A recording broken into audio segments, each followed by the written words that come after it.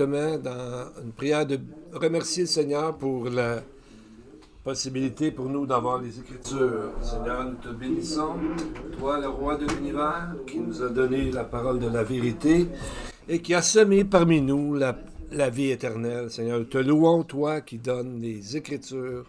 Amen, amen. Alors aujourd'hui, on commence un message en deux parties au sujet des croyants dans la fin des temps. Alors que beaucoup de choses dans la Bible qui nous parlent de la fin des temps, et spécialement de la période de 7 ans qui était prophétisée par la plupart des prophètes dans les Écritures, Ancien Testament et dans le Nouveau, les Écritures nous disent aussi quelle sera la condition de l'Église juste avant que cela arrive. Donc, ces temps où nous vivons maintenant. Les prophéties se trouvent dans les 13 lettres du Nouveau Testament qui ont été écrites pour le croyant surtout, et avec ça, nous avons aussi les derniers mots de Jésus qui s'adressent aux églises dans Apocalypse 2 et 3, et aussi le discours du Mont des Oliviers qu'on trouve dans Matthieu, Marc, et aussi l'Évangile de Luc. Et ils sont allés le voir en privé et ils ont demandé une question directe qu'on demande encore aujourd'hui. La question est, Matthieu 24, 3, « Quel sera, Jésus, le signe de ton avènement et de la fin du monde? » Alors Jésus commence à leur parler de la fin du monde. Et d'abord, il leur dit, la première chose qu'il leur dit, c'est « Prenez garde que personne ne vous séduise. » Verset 4, Matthieu 24. Donc pour lui, Jésus, le plus important, c'est notre croissance spirituelle. Et je pense que c'est tout simplement merveilleux. Oui, c'est bien de savoir au sujet des guerres qui se passent, des prophéties, mais surtout, Dieu, Jésus veut que nous soyons surtout soucieux de notre relation avec Dieu qui a besoin d'être nourri sur une base quotidienne et toujours rafraîchi, toujours aller plus en profondeur, parce qu'aujourd'hui, nous en avons de plus en plus besoin. Ça devient de plus en plus nécessaire. Donc ça, c'est notre premier ordre de poste, si on dit, notre première priorité dans la vie, parce qu'à la fin, nous savons que les saints vont passer à travers le jugement du feu pour les actions, pour les choses que nous avons faites en tant que sauvés. Et Jésus ajoute, verset 13, « Celui qui persévérera jusqu'à la fin sera sauvé. » Ça veut dire que ça, c'est la marque de quelqu'un qui est habitué d'endurer des choses difficiles parce qu'il s'appuie sur la grâce de Dieu. Sa persistance, sa persévérance est basée sur sa foi. Et la raison qu'il peut passer à travers tout ça, c'est parce qu'il est habitué. Il faut s'habituer à travailler à notre sanctification, à notre salut, de le mettre en pratique de façon constante et de façon toujours présente. Et ça s'applique pour tous les croyants de tous les temps, que nous ayons beaucoup d'années de vie chrétienne ou non, c'est important. Quel que soit notre titre ou non, c'est important d'être proche de la parole de Dieu, de ne pas négliger notre croissance spirituelle avec Dieu, parce que notre sanctification est de plus en plus attaquée dans la fin des temps. C'est ce que Jésus a dit dans un évangile. Le pasteur a dit Marc, mais je crois que c'est Matthieu 13. « Si quelqu'un vous dit alors, le Christ est ici, ou il est là, ne le croyez pas, car il s'élèvera de faux Christ et de faux prophètes, et ils feront de grands prodiges et des miracles au point de séduire, s'il était possible, même les élus. Voici, je vous l'ai annoncé d'avance. » Alors, il dit que ces faux messies, ces gens qui vont mener les gens loin de Dieu, vont être très efficaces parce qu'ils vont avoir leur propre prophète, ils vont avoir leur propre évangile. Galates nous dit que les gens étaient presque prêts à accepter un nouveau Jésus, un nouvel évangile. Et ces faux messies, ces faux prophètes vont être de plus en plus présents et efficaces, qui pourraient, même si c'était possible, le texte nous dit, tromper les croyants. Et on a vu dans le texte, qu'est-ce qu'ils vont faire? Ils vont faire de grands prodiges et des miracles. Donc, des vraies choses qui vont arriver devant nous. Donc, les signes, les miracles, les prodiges et les prophéties, même s'ils arrivent devant nos yeux, peuvent ne pas être un signe de Dieu, mais directement du diable. Il faut savoir connaître notre parole, étudier notre parole. Dieu avait déjà averti les Israélites à travers Moïse dans Deutéronome 13. Il leur avait dit que si quelqu'un arrive avec un miracle et que ça fonctionne, le texte dit qu'il y ait accomplissement du signe ou du prodige dont il t'a parlé en disant « Tu n'écouteras pas les paroles de ce prophète ou de ce songeur ». En disant, dans le fond, le faux prophète dit « Allons loin de ce vrai Dieu, allons vers d'autres dieux ». Dieu dit « Car c'est l'Éternel, votre Dieu, qui vous met à l'épreuve pour savoir si vous aimez l'Éternel, votre Dieu, de tout votre cœur et de toute votre âme. » Donc, on voit comment c'est attirant pour les gens, les miracles, les guérisons, les prophéties, les prodiges. Et c'est tellement wow que des fois, c'est dangereux si on ne regarde pas le contexte, si on ne connaît pas notre parole.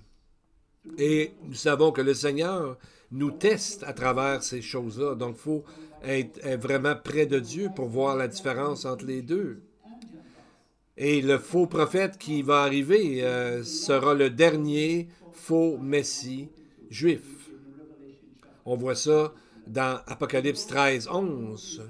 Il dit, et dans 2 Thessaloniciens avant ça, 2 Thessaloniciens 2, 9, dit « L'apparition de cet impie se fera par la puissance de Satan, avec toutes sortes de miracles, de signes et de prodiges mensongers. » Et Apocalypse 13 nous parle d'une bête qui avait 2 cornes semblables à celles d'un agneau, qui opérait de grands prodiges, donc semblable à un agneau, mais ce n'est pas un agneau.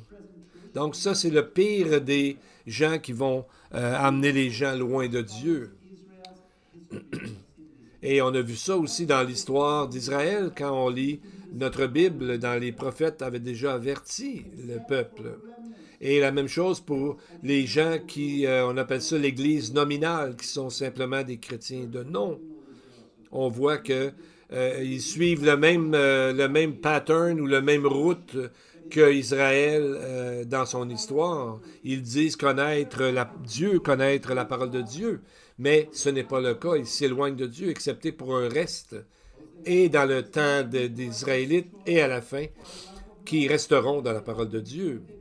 Le prophète Ésaïe a dit ceci, Ésaïe 5,13, « C'est pourquoi mon peuple sera soudainement emmené captif, sa noblesse mourra de faim, sa multitude sera desséchée par la soif. » Et Osée 4,6 dit « Mon peuple est détruit parce qu'il lui manque la connaissance. » Connaissance de quoi? De la parole de Dieu. Et c'est une des raisons pourquoi il y a eu une diaspora. Ésaïe parle d'un exil, gala en hébreu, dans le livre qu'on voit dans 2 Rois, ce mot. Et l'expulsion des 10 tribus du nord d'Israël. Et ensuite, il y a eu une autre diaspora complète en 586 avant notre ère. Et ça continue aujourd'hui. Parce qu'ils ne sont pas restés proches de la parole. Ils avaient une culture religieuse, mais pas la connaissance de la parole de Dieu même. Et Osée utilise un mot fort, dama, qui veut dire périr, détruire, ruiner, couper. Parce qu'ils ne connaissaient pas la parole de Dieu. Alors ils se sont allés vers d'autres dieux. Et c'est probablement pourquoi il y a si peu de population juive après maintenant plus de 4000 ans d'existence. Et comment les faux enseignants, les faux prophètes ont un succès dans l'Église qui est chrétienne seulement de nom? Parce que c'est justement le cœur de nos prochaines études. C'est à travers d'un système de déni. À la fin des années 50, un monsieur Dwight Pentecost a écrit un livre qui s'appelle « Les choses à venir » en français, où il dit qu'il y a plusieurs... il met ça dans un groupe de 9 qui s'appelle un système de déni. Aujourd'hui, on va faire un résumé de 6 de ces éléments de système de déni, parce qu'il faut en ajouter aussi, parce qu'en 1950, il y a des éléments qui n'étaient pas connus. Et aujourd'hui, nous allons regarder les 4 premiers dénis. Donc, c'est un système de déni qui met l'emphase sur qui essaie de confondre et de semer la confusion au sein des croyants. Et c'est à la fin, ce que ça veut faire, ces doctrines-là, c'est de séparer le croyant de son Créateur. On appelle ça le pouvoir du déni qui voile tout. Prenez par exemple l'Holocauste. Il y en a qui nient l'Holocauste. Et même s'il y a des multitudes de faits historiques, de films, et même des gens qui sont encore vivants, qui ont vu cette réalité terrible, il y a des gens qui disent c'est juste pas vrai. Mais cette stratégie de déni et de minimiser ce qui est de Dieu, ce que l'Écriture dit, c'est rien de nouveau. Ça a commencé comme ça déjà dans le Jardin d'Éden, lorsque le diable a dit, est-ce que Dieu a réellement dit? Bien sûr que Dieu a réellement dit, et il le savait très bien, mais on voit qu'il commence à instaurer, à essayer d'entrer le doute dans la tête de Ève. Et à la fin, le serpent dit avec une grande... c'est vraiment avec beaucoup de front, comme on dit en québécois, vraiment osé. Il a dit, Dieu, ce qu'il a dit, c'est pas vrai. Là. Il dit, vous ne mourrez pas. Genèse 3:4. Alors que Dieu avait justement dit, vous mourrez certainement. Genèse 2:17. La même stratégie est utilisée est utilisée aujourd'hui parce que le serpent, lui, n'a pas changé. Et aujourd'hui, les œuvres à travers les églises seulement de nom, Jésus en parle, entre autres dans Apocalypse 2 et 3, chapitre 2 et 3. On pourrait appeler ça le système de Jézabel dans Apocalypse 2, 20. On voit que à partir d'un certain moment, la vérité vient qu'à disparaître dans l'arrière-plan et finalement disparaître. Ce système est aussi appelé le système de Balaam dans Apocalypse 2:14, où est-ce que les choses mondaines, les choses du monde et les choses immorales sont introduites dans le corps du Messie, donc dans l'Église. Dans les prophéties de Jésus, dans Apocalypse 2 et 3, on parle de 7 églises qui représentent l'ensemble des églises. Il y en a seulement 2 qui vont très bien, c'est Smyrne et Philadelphie. Mais la dernière, la Odyssée, qui, dans la prophétie, sera l'église de la tribulation, pendant la tribulation, est en fait une église de non-croyants. C'est pourquoi Jésus dit qu'il, premièrement, il est à la porte, donc il est dehors, et il dit qu'il les vomira de sa bouche. Apocalypse 3:16. Donc, c'est une forte indication que la vraie Église, l'Église invisible, ne sera pas dans les temps de la tribulation, parce que Jésus ne vomirait jamais son propre corps, sa propre Église. Alors, dans Apocalypse 17, on voit la grande prostituée qui sera une Église mondiale, si on veut, composée de non-croyants. Et on commence de plus en plus à les voir, à accepter des éléments non bibliques et accepter ce que, il y a 20 ans, ça n'aurait jamais passé dans la société. Alors, commençons par le premier système de déni. C'est le déni de la personne et de la nature même du Messie, de Jésus-Christ. Un déni de son unique personne comme Dieu et surtout sa divinité.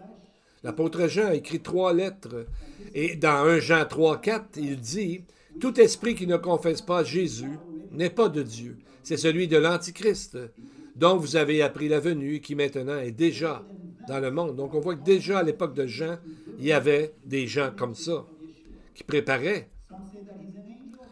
Alors les gens, ils ont inventé toutes sortes de théories pour diminuer la nature divine de Jésus. Il y en a qui disent c'est un ange, d'autres disent c'est un homme comme nous. Il y en a qui essaient de le diminuer en disant qu'il est égal de d'autres dieux. Alors, d'autres ne veulent pas offenser personne, ils disent c'est un grand homme, un enseignant fantastique, un grand philosophe, mais Jésus est beaucoup plus que ça, il est le Créateur lui-même. Et il y a des commentateurs parmi les rabbins, surtout dans les temps médiévaux, qui ont compris la divinité exclusive du Messie. Il faisait le lien avec le texte de Michée 5:2 qui nous dit qu'il naîtra à Bethléem, celui dont l'origine remonte aux temps anciens, au jour de l'éternité. Et seulement Dieu peut porter un tel nom de l'éternité venant des jours anciens. Et Jésus, la parole nous dit qu'il est l'eau qui purifie, il est la vie, il est le grand je suis, il est notre sauveur et notre ami et tant d'autres choses. Donc Jean nous dit qu'il y aura des antichrists, non pas antéchrist, anté veut dire avant, mais c'est vraiment antichrist. Et c'est vous dire aussi anti, non seulement contre, mais ça veut dire prendre la place de, parce qu'ils veulent le remplacer. Bien sûr, les 13 épîtres, les 13 lettres du Nouveau Testament mettent l'emphase sur la personne de Jésus. Et nous allons regarder surtout 3 de ces lettres, les 3 lettres de l'apôtre Jean. En plus de ces évangiles, Jean a écrit 3 lettres qui parlent justement de ce sujet en particulier. Jean a vu Jésus de ses propres yeux. Et donc, ces lettres-là aussi ont été écrites de la part de Jean à peu près 60 ans après la résurrection du Messie, par le dernier témoin visuel de Jésus, l'apôtre Jean, qui lui est mort après les 11 autres apôtres. Et c'était aussi écrit à peu près 20 ans après que Paul ait fini d'écrire ses propres épîtres et soit parti avec le Seigneur pour l'éternité. Donc, on voit que ces lettres font une espèce de pont entre la naissance du corps du Messie, l'Église, et l'histoire à travers les 2025 ans maintenant. Et Jean, l'apôtre, a expérimenté la naissance, la croissance et l'établissement de l'Église, et qui ressemble à ce que nous connaissons aujourd'hui. Et il voyait déjà ces changements commencer à vouloir détruire l'Église par des faux prophètes. Donc, on voit qu'au lieu on voit que c'est évident que pour Jean, c'est que le millénium est très, très, très loin d'être établi. Parce qu'au lieu que le loup mange à côté de l'agneau et non mange l'agneau, il est en train de dire qu'il y a des loups dans l'Église qui sont en train de vouloir détruire les brebis du Seigneur. Donc, on voit que c'est déjà commencé au moment de la vie de Jean, qui n'est pas tellement longtemps après que Jésus soit ressuscité. Donc, c'est comme s'il ne pouvait pas attendre plus longtemps. Il voulait tout de suite commencer à détruire l'Église. Alors, qu'est-ce qui fait que Jésus a été attiré par cet homme, Jean? Pourquoi a-t-il choisi, dans un sens, Jean, pour nous amener cette parole-là? Parce que on voit que pour lui, Jean a parlé de Jésus d'une façon assez particulière. Il a dit que Jésus, est saint et qu'il est amour et qu'il est le juge. Donc on voit comment Jean a mis l'emphase sur la personnalité de Dieu. Mais au début de son ministère, Jésus, rappelez-vous, il l'a appelé, lui et son frère Jacques, les fils du tonnerre. Pourquoi? Parce qu'ils étaient facilement impulsifs. Dans Luc 9, 54, à un moment donné, il y a des gens qui parlaient de Jésus. Il a dit, « Seigneur, veux-tu que nous commandions que le feu descende du ciel et les consume? » Il voulait les brûler complètement. C'est pas du très bonne évangélisation. Mais Jean vraiment avait un cœur pour le Seigneur. Et il y a un autre moment où, quand il y avait un homme qui a été libéré de démons au nom de Jésus, et c'était pas au nom il travaillait pas avec les 12 disciples. Jésus a dit, Jean est allé voir Jésus, puis il a dit, qu'est-ce qu'on fait? Est-ce qu'on devrait l'empêcher de faire ça? Jésus a répondu, Luc 9, 50, ne l'en empêchez pas. Car qui n'est pas contre vous est pour vous. Donc, Jésus ne disait pas, s'il n'est pas dans notre gang, on ne le prendra pas. S'il fait la volonté de Dieu, bien, c'est parce qu'il est avec nous. On voit que plus tard, Jean est encore plus en feu pour Dieu, si on veut. Une fois, Jean est allé il y avait un endroit à ce moment-là pour se laver. Et il y avait un faux croyant qui s'appelait Cérinthe, qui était dans le même building. Jean a dit, « Sauvons-nous de peur que la maison nous tombe dessus, car Cérinthe, l'ennemi de la vérité, y est présent. » Et on voit que ce zèle pour le Seigneur, et qu'il y avait une certaine colère pour Dieu, mais dans sa vie, ça a été balancé par la suite par la vérité de Dieu et par la sanctification dans sa vie. Alors on voit qu'il voulait protéger aussi les brebis de Dieu. Et on le voit dans ces 3 lettres, il parle d'eux avec grande affection, grand amour pour eux, pour les avertir de tout ce qui arrive et tout ce qui est en train de se passer dans l'Église avec les faux prophètes. Et c'est pour ça que ces lettres sont si précieuses pour nous aujourd'hui. Parce qu'on voit une lettre de quelqu'un qui a vu Jésus, qui a vu la naissance de l'Église de Dieu, qui a expérimenté des attaques contre l'Église de Dieu et qui en parle et qui nous donne des façons de faire pour empêcher ça. 1 Jean 1, versets 1 à 3. Ce qui était dès le commencement, ce que nous avons entendu, ce que nous avons vu de nos yeux, ce que nous avons contemplé, que nos mains ont touché, concernant la parole de vie, car la vie a été manifestée et nous l'avons vue, et nous lui rendons témoignage. Nous vous annonçons la vie éternelle qui était auprès du Père, qui nous a été manifestée. Ce que nous avons vu et entendu, nous vous l'annonçons à vous aussi, afin que vous aussi vous soyez en communion avec nous. Or, notre communion est avec le Père et avec son Fils, Jésus-Christ. Amen. Voyez-vous comment comment Jean parle de Jésus ici? 2 fois, il dit, il l'a entendu. Personnellement, il l'a entendu, dans sa présence même. 3 fois, il dit qu'il l'a vu. Il dit qu'il l'a regardé, qu'il l'a touché, et maintenant, il témoigne de lui et proclame son nom. C'est ce que cette lettre nous dit au sujet du Messie. Mais pourquoi y a-t-il besoin d'emmener ces témoignages à ce moment précis du temps? Et justement, en commençant sa lettre, bien, ils connaissaient Jésus à ce temps-là. Ils avaient les évangiles qui étaient écrits et il y avait encore dans les gens qui en parlaient des gens qui avaient vu Jésus. Et il y a d'autres épîtres qui avaient été écrites. Même les historiens qui n'étaient pas croyants parlaient du Messie, comme par exemple Flavius Joseph, qui est un historien, et des grandes choses qu'il a faites, mais souvent ne reconnaissait pas sa personne du Messie, qu'il est Dieu lui-même, qu'il est la divinité. Alors ils ont commencé déjà avec les prophéties et l'histoire à dénier Dieu et son Fils. Donc leur divinité même. Ça commence là, ça commence par attaquer la tête même, si on veut, de la Trinité, en attaquant Dieu et son Fils. D'attaquer sa personne, sa nature et qui il est vraiment, en l'appelant autre chose que le fait qu'il est le créateur du ciel et de la terre. Et Jean dit, 1 Jean 2, 22, « Qui est menteur, sinon celui qui nie que Jésus est le Christ. Celui-là est l'Antichrist, qui nie le Père et le Fils. » Parce que c'est ce que ces gens disaient, Jésus n'est pas le Messie. Et ici, Jean le met au même niveau que l'Antichrist, celui qui ne croit pas que Jésus est le Messie.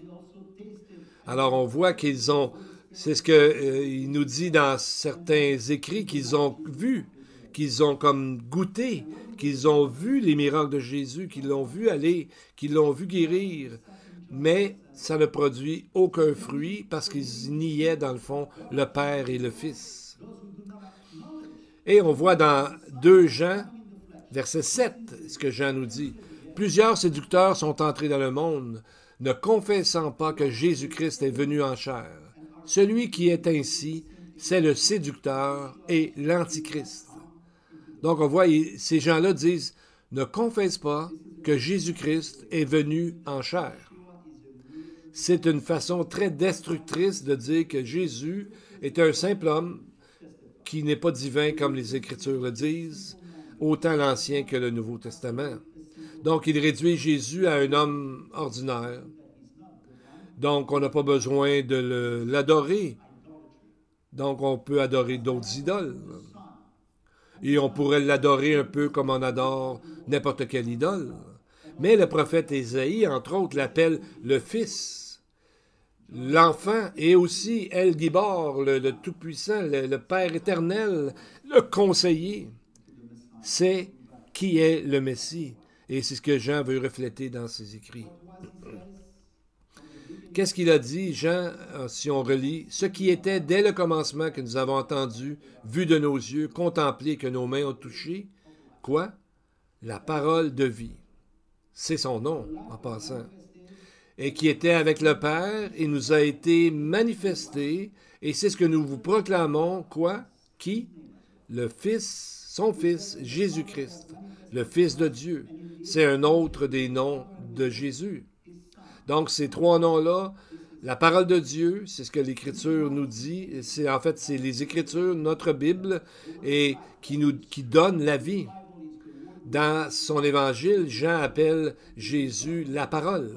Et là, il ajoute, il est la vie. Parce qu'il y a une puissance dans les Écritures. Et il l'appelle aussi la vie éternelle. Pas une vie ordinaire, juste ordinaire, mais celui qui nous amène la vie éternelle.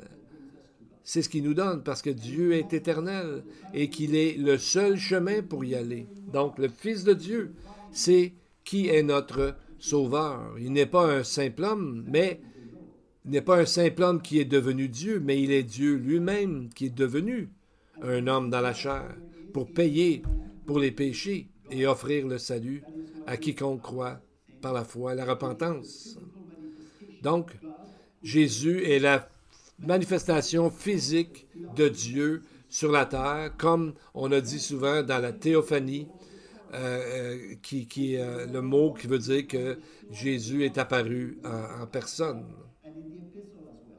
Il est donc le second déni dans l'histoire de la fin des temps, c'est justement le déni de la parole de Dieu, de l'autorité des Écritures et le rejet de la doctrine, de la vraie doctrine. Donc, pas par le monde comme tel. Ils font toujours rejeter ces choses-là, mais par l'Église, les Églises elles-mêmes, les Églises de nom. Et pourquoi la Bible est si importante? Parce qu'on voit dans la Bible la nature de Dieu. Donc, on voit le déni est très semblable au premier. Parce qu'il rejette la doctrine et on peut savoir dans nos cœurs que c'est un livre pas ordinaire. Seulement les Écritures nous révèlent le caractère de Dieu et sa volonté pour nous. Et c'est pourquoi ils attaquent cet élément important. Dieu est jaloux de ses propres Écritures. Dieu les prend soin, Dieu protège. Deutéronome 4, 2 dit... Dieu dit à Israël, vous n'ajouterez rien à ce que je vous prescris, et vous n'en retrancherez rien. Et au monde, il dit, si quelqu'un ajoute quelque chose, Dieu le frappera des fléaux décrits dans ce livre. Et si quelqu'un retranche quelque chose des paroles du livre de cette prophétie, Dieu retranchera sa part de l'arbre de vie et de la ville sainte décrit dans ce livre. Apocalypse 22, 18 et 19. Donc on voit, c'est les deux mêmes choses, de ne pas ajouter ni d'enlever. Et on voit que dans l'histoire d'Israël, le problème, c'est qu'ils ont commencé à ajouter d'autres choses, d'autres traditions, ou d'enlever des choses de la parole de Dieu. Et on voit leur fin, qui a été la diaspora, et Dieu a fait tomber un jugement sur eux. Et Paul le dit de façon très claire, 1 Timothée 4. L'Esprit dit expressément que dans les derniers temps, quelques-uns abandonneront la foi, pour s'attacher à des esprits séducteurs et à des doctrines de démons, par l'hypocrisie de faux docteurs portant la manque de la flétrissure dans leur propre conscience.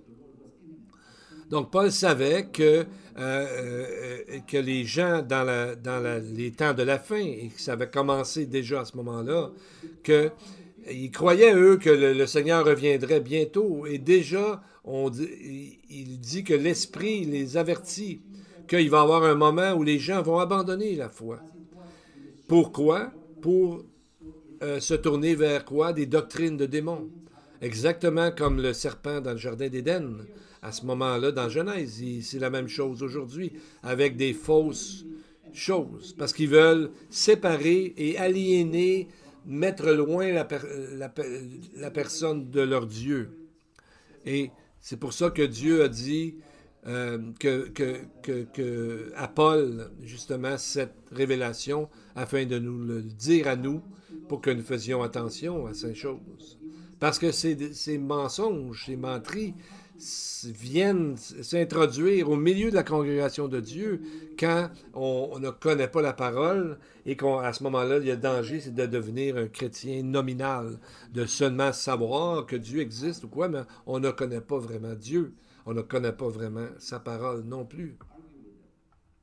Donc, à un moment donné, que vous savez, quand le mot que il dit, attendez un petit peu, la flétrissure de leur propre conscience.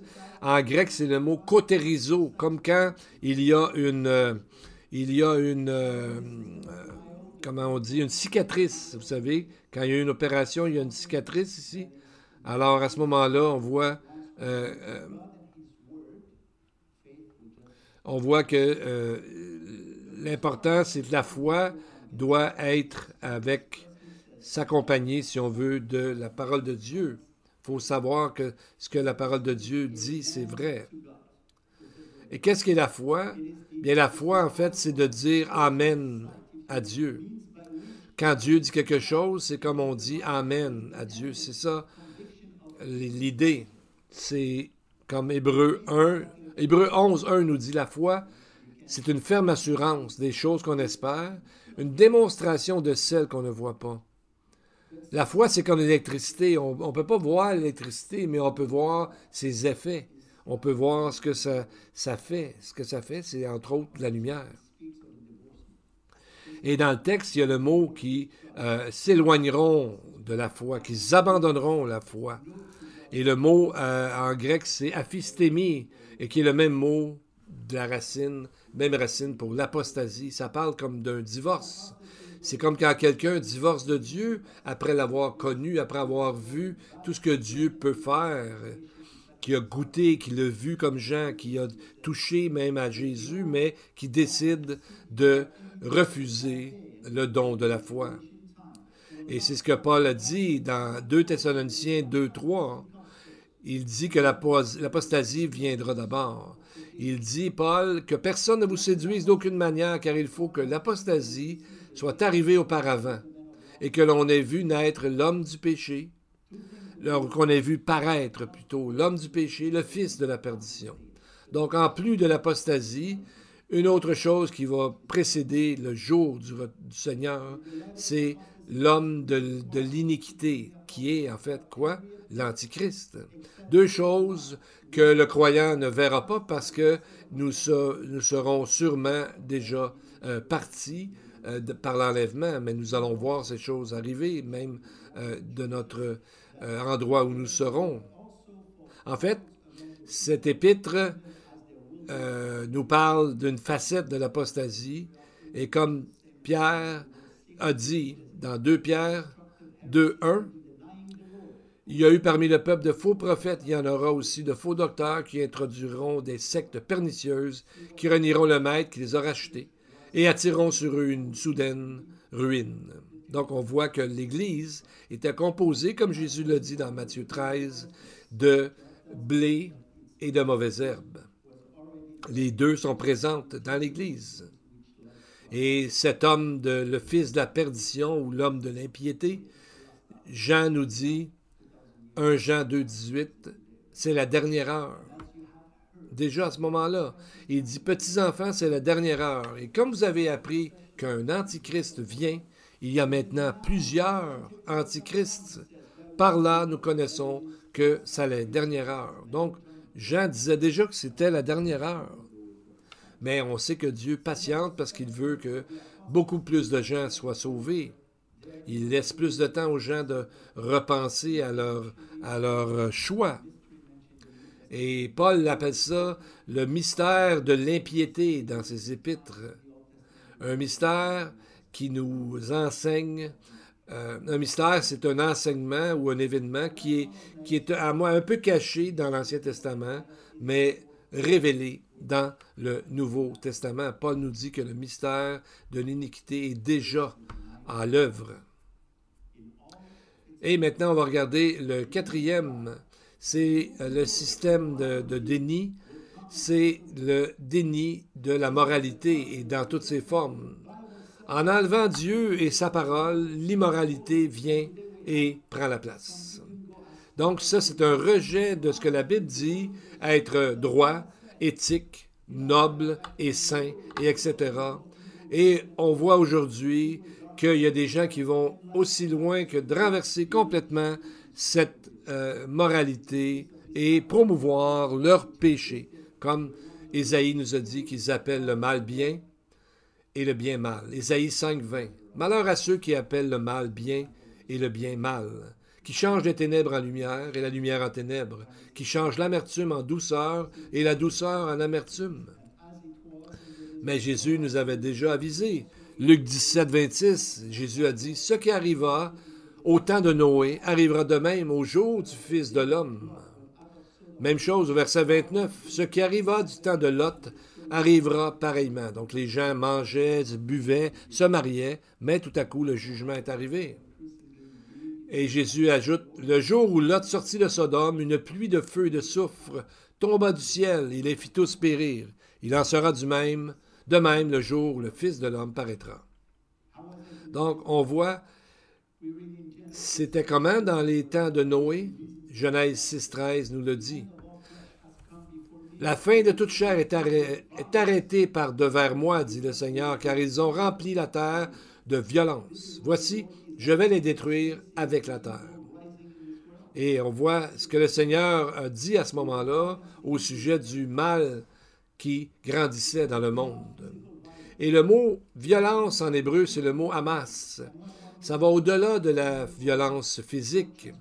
C'est utilisé dans ce temps-là pour la haine d'un homme quand il va donner un faux témoignage pour faire tuer quelqu'un ou faire du mal à quelqu'un, ou lorsqu'il transgresse la loi de Dieu, et l'immoralité fait partie de ça.